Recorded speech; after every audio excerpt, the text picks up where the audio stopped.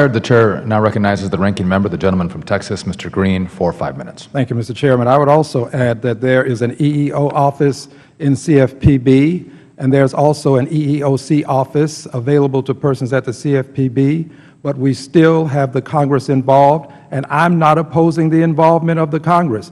I just think the Congress ought not stop with the CFPB.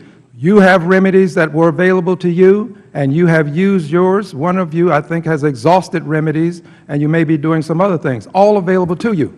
Now, I'd like to put into the record an exhibit styled CFPB Diversity and Inclusion Efforts since April 2014, some 10 things that have been done since 2014. I won't go through them. Time doesn't permit. With unanimous consent, Mr. Chair.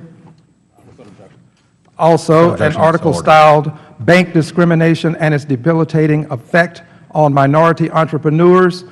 Without objection, Mr. Chairman? Without objection, so ordered. Thank you. And, Mr. Chairman, I would like to do this because I enjoy having my colleagues respond to me and I have to respond to them. So here's my challenge.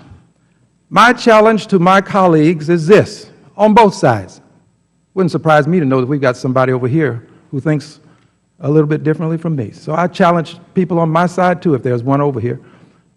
You set a hearing to deal with mortgage banking and the invidious discrimination therein. I will not talk about it anymore, and we'll wait until we get to that hearing. So that's my challenge to you, Mr. Chairman. That's my challenge to you, Ms. Love. I'm calling names. My name was called today. I resort to calling names. Let's have the hearing. Set the hearing, and I won't talk about them anymore. But if we don't, here's what's going to happen. Next time I get a chance, I haven't had a chance to vet this, I have an article here that's styled the banks that got caught discriminating against black people. I'm going to call the names of the banks. You can run, but you can't hide. You can duck, but you're not going to dodge. I'm going to call you out. And I would also add this. I want to give an expression of appreciation to Goldman Sachs. They did send some people by to talk to me. These other banks that are ducking and dodging and hiding, you don't talk to me, I'm going to point out that you're ducking and dodging and hiding. It's time to bring this to closure. We've been having the opportunity, or we've had the opportunity to deal with this, and we have turned a blind eye and a deaf ear.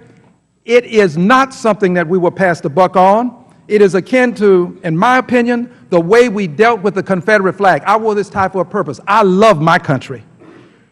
I love it. I say a pledge of allegiance to one flag, this flag.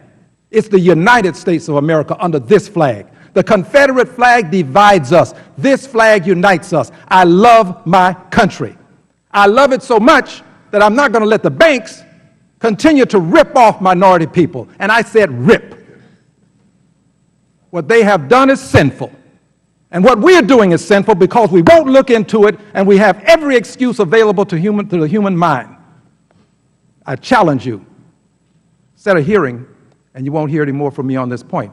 Don't set one, and at every meeting that we have, I'm bringing up the banks. I want to yield the rest of my time to Ms. Waters.